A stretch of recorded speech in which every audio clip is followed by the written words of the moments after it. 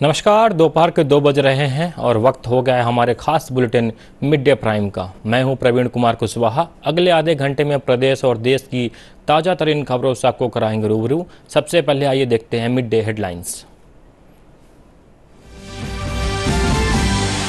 प्रधानमंत्री नरेंद्र मोदी ने अशोकनगर जिले के ईसागढ़ में गुरुजी महाराज मंदिर में की पूजा।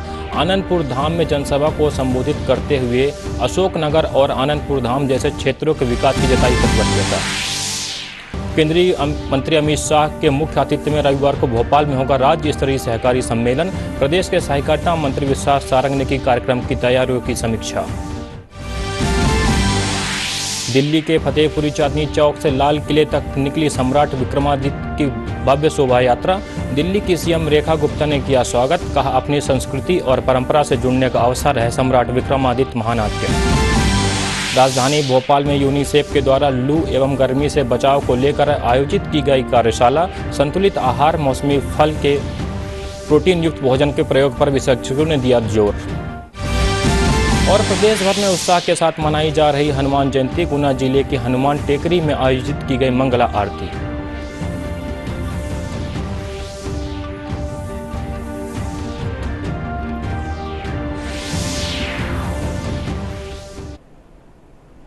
और आइए अब खबरों को विस्तार से देखते हैं। प्रधानमंत्री नरेंद्र मोदी शुक्रवार को मध्य प्रदेश के अशोकनगर जिले के ईसागढ़ स्थित श्री आनंदपुर धाम पहुंचे। प्रधानमंत्री नरेंद्र मोदी ने यहां परमहंस अद्वैत मठ के मंदिरों में दर्शन किए। उन्होंने मठ के प्रमुख गुरु से भेंट की। वे सत्संग कार्यक्रम में भी शामिल हुए। इस अवसर पर केंद्रीय मंत्री ज्योतिरादित्य सिंधिया, मुख्यमंत्री डॉक्टर मोहन यादव और प्रदेश भाजपा अध्यक्ष वी.डी. शर्मा उपस्थित रहे। प्रधानमंत्री नरेंद्र मोदी ने गुरुजी महाराज मंदिर में पूजा अर्चना की और ईसागढ़ तहसील में श्री आनंदपुर धाम स्थित मंदिर परिसर का भी दौरा किया। उन्होंने यहां के आनंद सरोवर में पुष्पांजलि अर्पित की। कहा जाता है कि जब परमहंस दयाल जी पर महाराज आगरा में सत्संग दे रहे थे, तब ईसागढ़ निवासी सेठ पन्नालाल मोदी ने उनसे गाँव आने का निवेदन किया। बाद में द्वितीय पातशाही श्री परमहंस स्वरूप आनंद जी महाराज ने सन 1929 में ग्वालियर राज्य में पदार्पण किया और ईसागढ़ क्षेत्र को परमार्थ का उपयुक्त स्थल माना। सन 1930 में भक्तों के कठिन परिश्रम से उबड़ खाबड़ भूमि को हरे भरे उद्यान में परिवर्तित किया और यहीं पर श्री आनंदपुर धाम की स्थापना हुई, जिसने क्षेत्रीय संस्कृति और आध्यात्मिकता को नया स्वरूप दिया।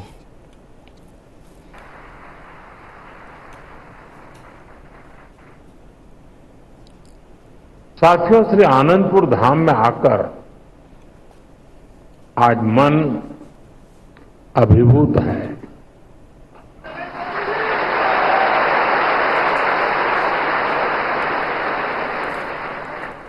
अभी मैंने गुरुजी महाराज के मंदिर में दर्शन किए। वाकई हृदय आनंद से भर गया।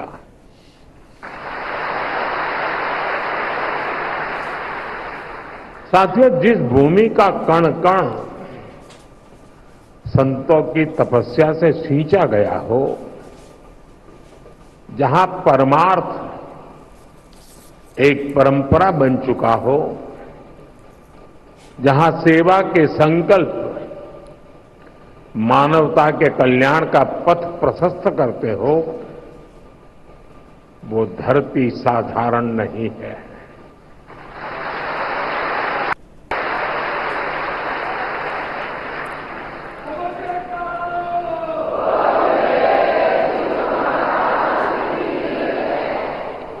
और इसलिए हमारे संतों ने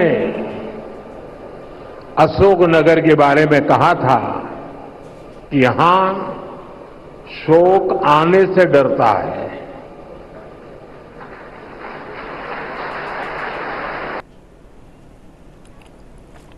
केंद्रीय गृह एवं सहकारिता मंत्री अमित शाह रविवार को दोपहर 12 बजे भोपाल के रविंद्र भवन सभागार में अंतर्राष्ट्रीय सहकारिता वर्ष 2025 के अंतर्गत राज्य स्तरीय सहकारी सम्मेलन में शामिल होंगे। कार्यक्रम में केंद्रीय गृह एवं सहकारिता मंत्री अमित शाह के अलावा मुख्यमंत्री डॉक्टर मोहन यादव और सांसद वी.डी. शर्मा भी मौजूद रहेंगे। सम्मेलन की तैयारियों की समीक्षा प्रदेश के सहकारिता मंत्री विश्वास सारंग ने की। बैठक में विभिन्न विभागों के वरिष्ठ अधिकारी मौजूद रहे। मंत्री सारंग ने कार्यक्रम कार्यक्रम की व्यवस्थित रूपरेखा हेतु अलग अलग कार्यों के लिए अधिकारियों की ड्यूटी तय करने, कंट्रोल रूम स्थापित करने, बैठक व्यवस्था, पास, निमंत्रण, पार्किंग, पेयजल, मेडिकल टीम और पावर बैकअप की व्यवस्था सुनिश्चित करने के निर्देश दिए।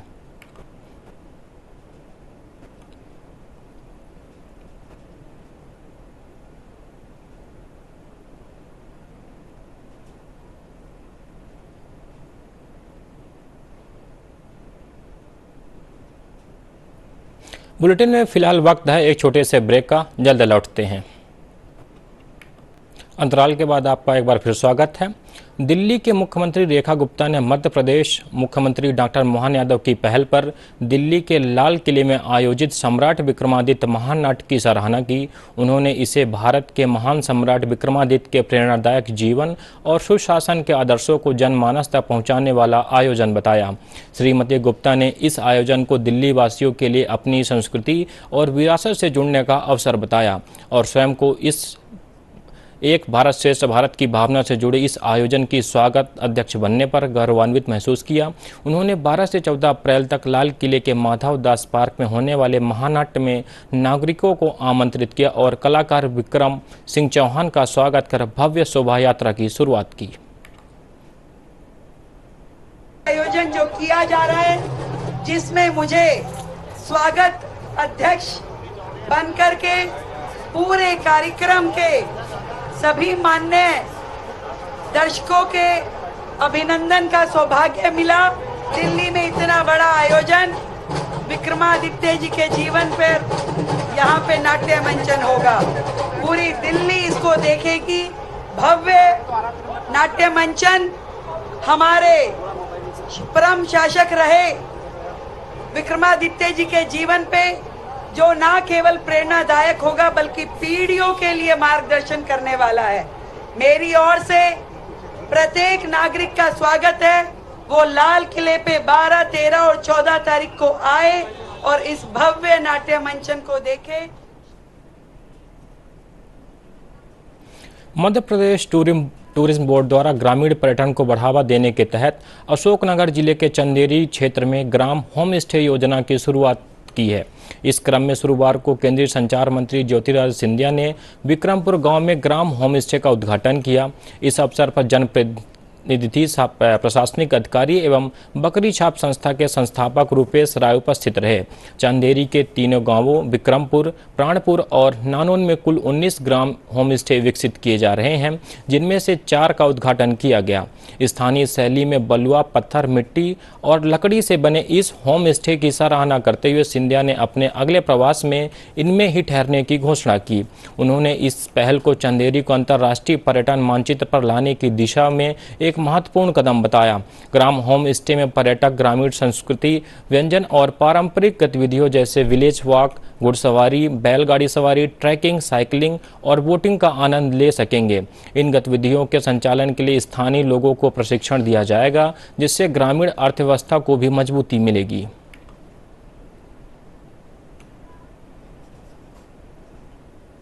बुलेटिन में फिलहाल वक्त है एक और छोटे से ब्रेक का, जल्द हाजिर होते हैं। ब्रेक के बाद आपका एक बार फिर स्वागत है। आइए कुछ और खबरें देखते हैं। शिवपुरी कलेक्टर रविंद्र कुमार चौधरी ने भारतीय नागरिक सुरक्षा संहिता 2023 की धारा 163 के तहत आदेश जारी करते हुए जिले में सभी नावों का पंजीयन अनिवार्य कर दिया है। यह निर्णय हाल ही में खनिया धाना के ग्राम राजावन में नाव दुर्घटना में 7 लोगों की मौत के बाद लिया गया है। नए निर्देशों के अनुसार नदियों, झीलों, जलाशयों आदि में यात्रियों की आवाजाही के लिए उपयोग की जाने वाली सभी नावों का पंजीयन संबंधित नगर पालिका या जनपद पंचायत में अनिवार्य होगा। साथ ही हर 6 माह में नाव का SDERF द्वारा भौतिक सत्यापन भी कराया जाएगा। नाव की निर्धारित क्षमता से अधिक भार वहन करने पर सख्त कार्रवाई की जाएगी। मौका डूबने से जो श्रद्धालु थे वो जा रहे थे पूजा करने खाती बाबा की वगैरह की ओर, तो वहाँ पर क्या हुआ कि वो डूब गई। तो उसके पश्चात साहब ने पहले की पूर्व धारा 144 और नई 163 के तहत आदेश जारी किए गए हैं, जिसमें ये प्रावधान है कि प्रत्येक नाव का नगर पंचायत क्षेत्र है तो नगर पंचायत क्षेत्र में, ग्राम पंचायत का क्षेत्र है तो ग्राम पंचायत के क्षेत्र में जो भी नौकाएं इस तरह के लिए संचालित हैं परिवहन के लिए, उनका पंजीयन अनिवार्य होगा। और उस नाव को जो है एसडीआरएफ जो शिवपुरी से है उससे उसका परीक्षण भी कराया जाएगा कि वो चलने लायक है कि नहीं है, और उसमें आवश्यक वस्तुएं हैं कि नहीं हैं, जैसे लाइफ जैकेट एक्सेट्रा एक्सेट्रा, ये सारी चीज़ों के संबंध में। और साथ में ये भी था कि उसका अकाउंट भी रखा जाएगा। मान लीजिए कोई डैम है, तो जो डैम जिस विभाग के अंतर्गत है और उसमें नाव चल रही हैं, तो उसके द्वारा एक इसका अकाउंट भी रखा जाएगा कि कितनी नावें चल रही हैं और उनका ये पंजीयन और साथ में उसका परीक्षण एसडीआरएफ के द्वारा करवा लिया गया है या नहीं करवा लिया गया। ये जनता की सुरक्षा के लिए श्रीमान कलेक्टर साहब ने मार्च में ही लास्ट वीक में आदेश निकाला। गुना शहर की पहाड़ी पर स्थित प्राचीन धार्मिक स्थल हनुमान टेकरी पर हनुमान जयंती के अवसर पर 3 दिवसीय मेले का आयोजन किया गया। यहां शनिवार तड़ाके 4 बजे मंगला आरती में हजारों श्रद्धालु शामिल हुए, जबकि 3 से 4 लाख भक्तों के दर्शन की संभावना है। भक्तों की आस्था का यह केंद्र इतना लोकप्रिय है कि किसान, व्यापारी, नेता, अधिकारी से लेकर आम जन तक सभी मंगला आरती में शामिल होने पहुंचते हैं। भीड़ की वजह से गर्भगृह के बाहर भी LED स्क्रीन के माध्यम से दर्शन की सुविधा दी गई है। इस बार मेला प्लास्टिक मुक्त रहेगा। टेकरी समिति और बागेश्वर धाम के 300 से 400 सेवादार व्यवस्थाओं में सहयोग कर रहे हैं। पिछले 1 माह से तैयारियां जारी थी। कलेक्टर और एसपी द्वारा लगातार निगरानी की जा रही है। 475 पुलिसकर्मी, बिजली, पानी और फायर ब्रिगेड की व्यवस्था की गई है। यातायात सुचारू रहे, इसके लिए पार्किंग स्थल मंदिर से 1-2 किलोमीटर दूर बनाए गए हैं, जिससे पैदल आने जाने में सहूलियत हो।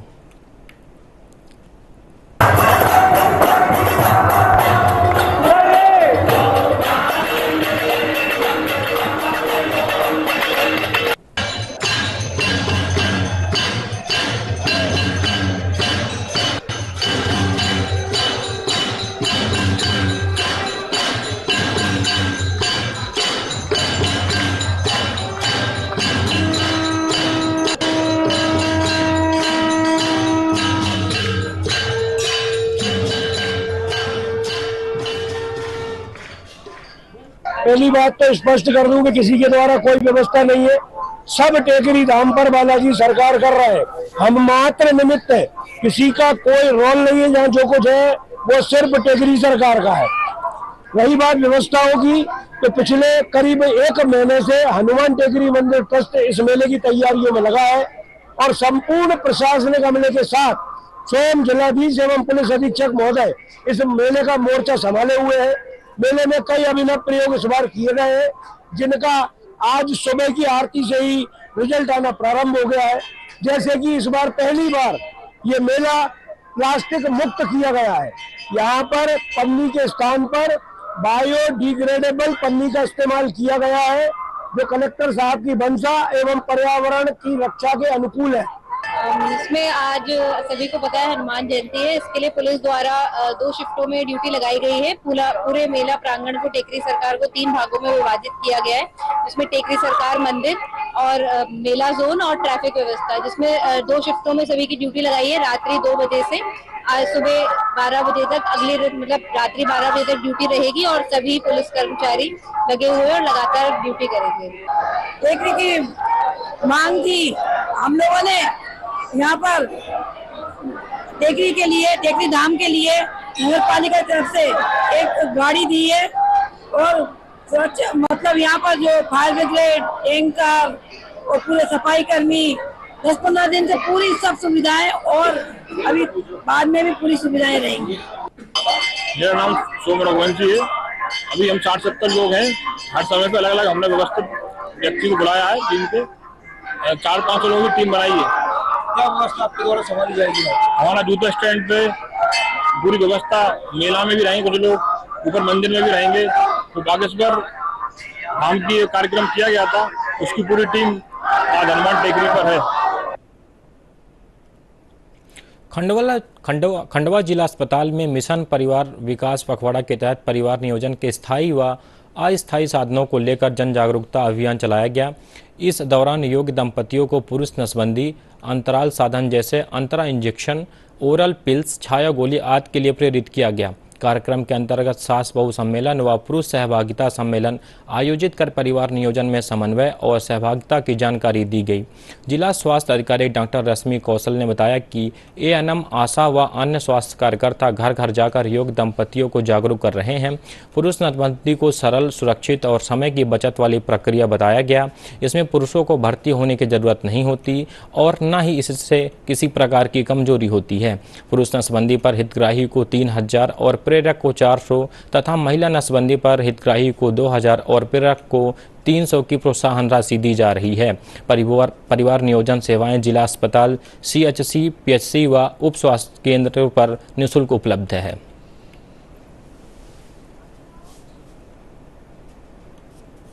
शासन की मंशा अनुसार 11 अप्रैल से 25 अप्रैल तक मिशन परिवार विकास पखवाड़ा मनाया जाता है, जिसकी मंशा, शासन की मंशा है कि इसमें परिवार नियोजन के साधनों की के लिए जागरूक करना और स्वीकार्यता बढ़ाना। एक्सेप्टेंस बढ़ेगा जब ही बढ़ेगा जब उसकी हम हितग्राही की प्रॉपर काउंसलिंग करेंगे।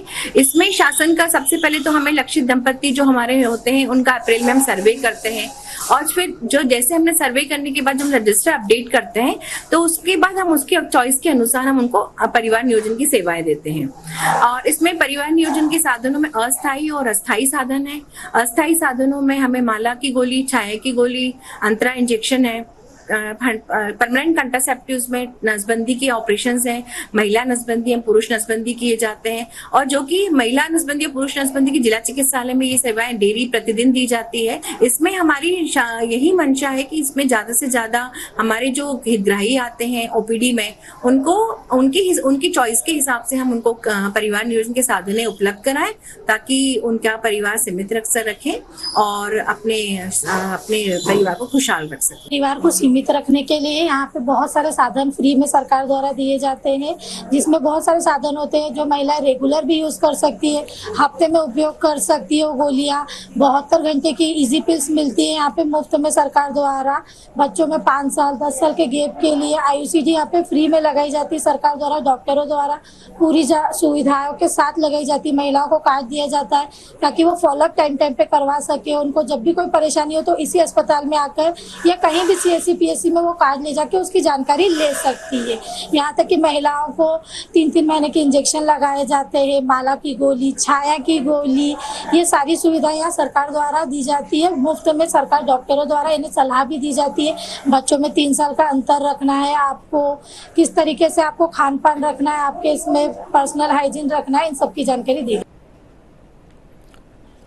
टीकमगढ़ में केंद्रीय सामाजिक न्याय एवं अधिकारिता मंत्री डॉक्टर वीरेंद्र कुमार के प्रवास के दौरान नशा मुक्त भारत अभियान के तहत खेल किट वितरण कार्यक्रम आयोजित किया गया। यह कार्यक्रम कलेक्टर कार्यालय रोड स्थित एक निजी गार्डन में बल्ला घुमाओ नशा भगाओ थीम पर हुआ। कार्यक्रम का शुभारंभ डॉक्टर वीरेंद्र कुमार, जिला सहकारी बैंक अध्यक्ष विवेक चतुर्वेदी और सांसद प्रतिनिधि अनुराग वर्मा के दीप प्रज्वलन कर किया गया। केंद्रीय मंत्री का स्वागत भारतीय खेल प्राधिकरण की छात्रा खिलाड़ियों ने पुष्पगुच्छ देकर किया। डॉक्टर वीरेंद्र कुमार ने बताया कि प्रधानमंत्री द्वारा 2015 में शुरू किए गए नशा मुक्त भारत अभियान के तहत युवाओं को नशे से दूर रखने के लिए पूरे देश में जागरूकता फैलाई जा रही है। इसी कार्यक्रम में टीकमगढ़ जिले की शहरी और ग्रामीण क्षेत्रों की 200 से अधिक क्रिकेट, फुटबॉल और वॉलीबॉल टीमों को खेल किट वितरित की गई। इस कार्यक्रम का आयोजन स्कूल शिक्षा विभाग और सामाजिक न्याय मंत्रालय के संयुक्त सहयोग से किया गया। टीकमगढ़ संसदीय क्षेत्र के युवाओं को इस नशा मुक्त भारत अभियान कार्यक्रम के अंतर्गत कि बल्ला घुमाओ नशा भगाओ, सिर्फ खेलकूद की गतिविधियों से अकेला नहीं जोड़ना है। युवक जब खेल के साथ में जुड़ता है तो उसके अंदर अनुशासन का भाव आता है, एक दूसरे के साथ में सहयोग करने की भावना आती है और जब एक दूसरे के साथ में कदम से कदम मिलाकर वो खेल के मैदान में उतरते हैं, जीतने की भावना को लेकर उतरते हैं कि हमें खेल के मैदान में हमें जीतना है।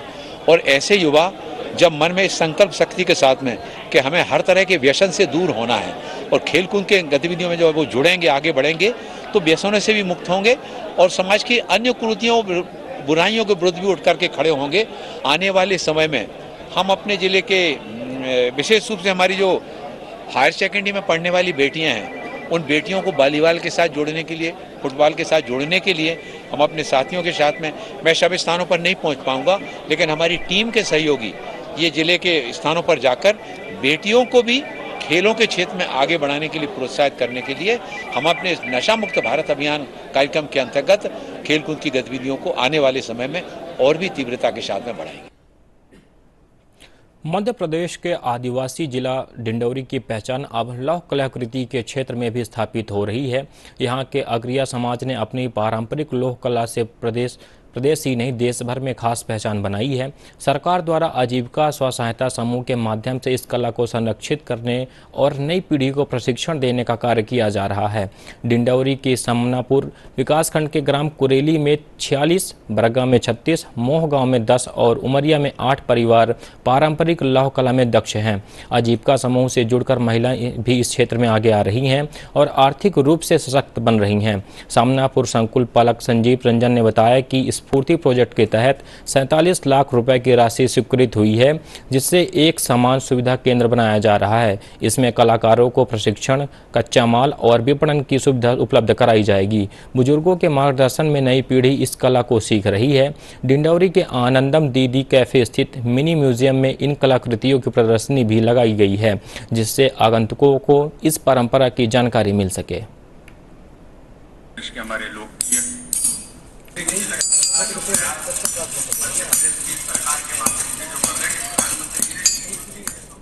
ये पत्थर है साहब, ये हाँ जी हाँ, ये पत्थर है। इसको हम टुकड़ा टुकड़ा करके छोटे छोटे करके भट्ठा में डाल देते थे।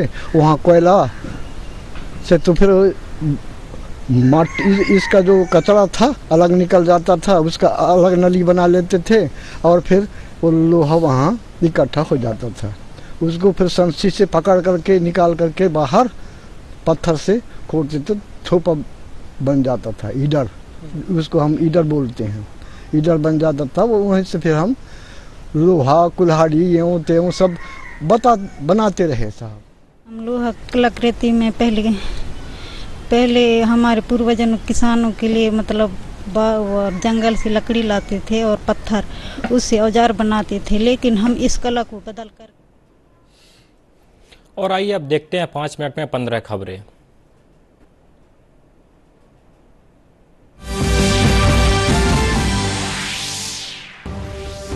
प्रधानमंत्री नरेंद्र मोदी ने अशोकनगर जिले के ईसागढ़ में गुरुजी महाराज मंदिर में की पूजा। आनंदपुर धाम का किया दौरा, मंदिर परिसर का किया भ्रमण।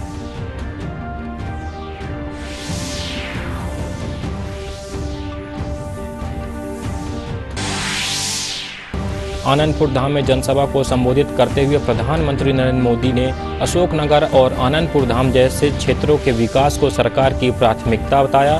कहा, अशोकनगर को कला, संस्कृति और प्राकृतिक सौंदर्य का मिला वरदान।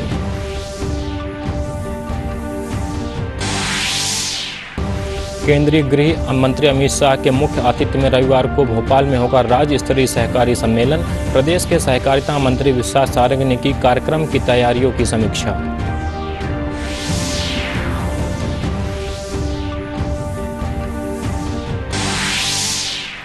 दिल्ली के फतेहपुरी चांदनी चौक से लाल किले तक निकली सम्राट विक्रमादित्य की भव्य शोभा यात्रा। दिल्ली की सीएम रेखा गुप्ता ने किया स्वागत। कहा, अपनी संस्कृति और परंपरा से जुड़ने का अवसर है सम्राट विक्रमादित्य महानाट्य।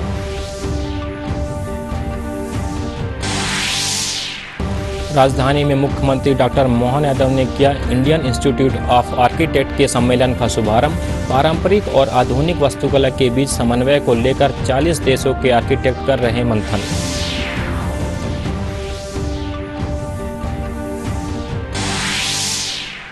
केंद्रीय दूरसंचार मंत्री ज्योतिरादित्य सिंधिया ने अशोकनगर जिले के चंदेरी में ग्राम होम स्टे योजना का किया शुभारंभ। चंदेरी को अंतर्राष्ट्रीय पर्यटन मानचित्र पर लाने की दिशा में बताया महत्वपूर्ण कदम।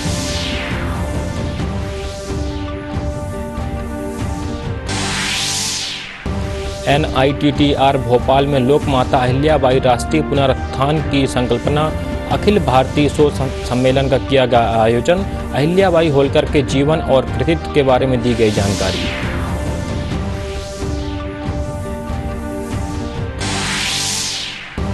टीकमगढ़ में नशा मुक्त भारत अभियान के तहत केंद्रीय सामाजिक न्याय एवं अधिकारिता मंत्री ने किया खेल किट का वितरण।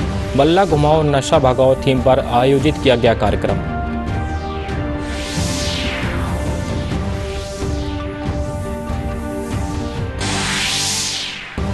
लोक निर्माण विभाग में सड़क या पुल निर्माण हेतु नवीन SOR या दर अनुसूची का मंत्री राकेश सिंह ने किया विमोचन। पर्यावरण संरक्षण और नवीन तकनीकों की ओर से उठाए गए नए SOR में कदम।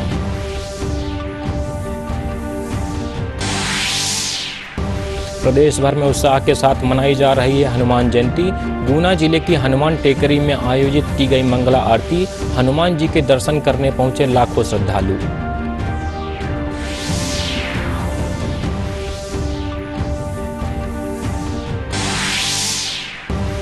डिंडौरी का आनंदम दीदी कैफे दे रहा लोक कला को बढ़ावा। स्व सहायता समूह के माध्यम से यहां की लोक कला को संरक्षित करने और नई पीढ़ी को प्रशिक्षण देने का किया जा रहा है काम।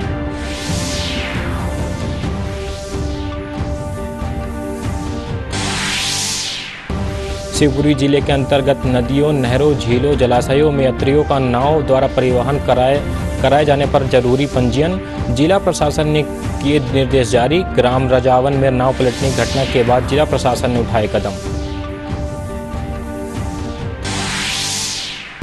केंद्रीय कृषि मंत्री शिवराज सिंह चौहान ने देवास में आवास योजना के लाभार्थियों को स्वीकृति पत्रों का किया वितरण। स्व सहायता समूह की महिलाओं से किया संवाद।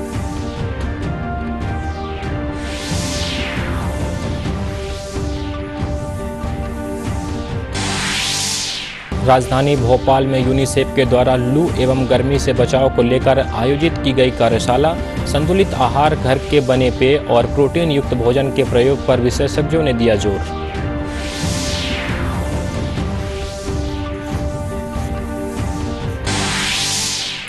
और भीषण गर्मी को देखते हुए स्वास्थ्य विभाग ने नागरिकों के लिए जारी की एडवाइजरी। दोपहर में घर में ही रहने, नियमित पानी पीने और मौसमी फलों का सेवन करने की दी सलाह।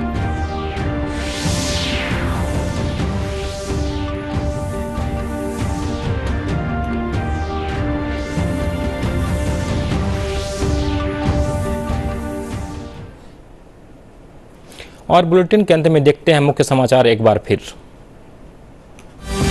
प्रधानमंत्री नरेंद्र मोदी ने अशोकनगर जिले के ईसागढ़ में गुरुजी महाराज मंदिर में की पूजा। आनंदपुर धाम में जनसभा को किया संबोधित। कहा, अशोकनगर और आनंदपुर धाम जैसे क्षेत्रों के विकास की जताई प्रतिबद्धता। केंद्रीय मंत्री अमित शाह के मुख्य आतिथ्य में रविवार को भोपाल में होगा राज्य स्तरीय सहकारी सम्मेलन। प्रदेश के सहकारिता मंत्री विश्वास सारंग ने की कार्यक्रम की तैयारियों की समीक्षा। दिल्ली के फतेहपुरी चांदनी चौक से लाल किले तक निकली सम्राट विक्रमादित्य की भव्य शोभा यात्रा। दिल्ली की सीएम रेखा गुप्ता ने किया स्वागत। कहा, अपनी संस्कृति और परंपरा से जुड़ने का अवसर है सम्राट विक्रमादित्य महानाट्य। राजधानी भोपाल में यूनिसेफ के द्वारा लू एवं गर्मी से बचाव को लेकर आयोजित की गई कार्यशाला। संतुलित आहार, मौसमी फल, घर के बने पेय और प्रोटीन युक्त भोजन के प्रयोग पर विशेषज्ञों ने दिया जोर। और प्रदेश भर में उत्साह के साथ मनाई जा रही हनुमान जयंती। गुना जिले के हनुमान टेकरी में आयोजित की गई मंगल आरती। हनुमान जी के दर्शन करने पहुंच रहे लाखों श्रद्धालु।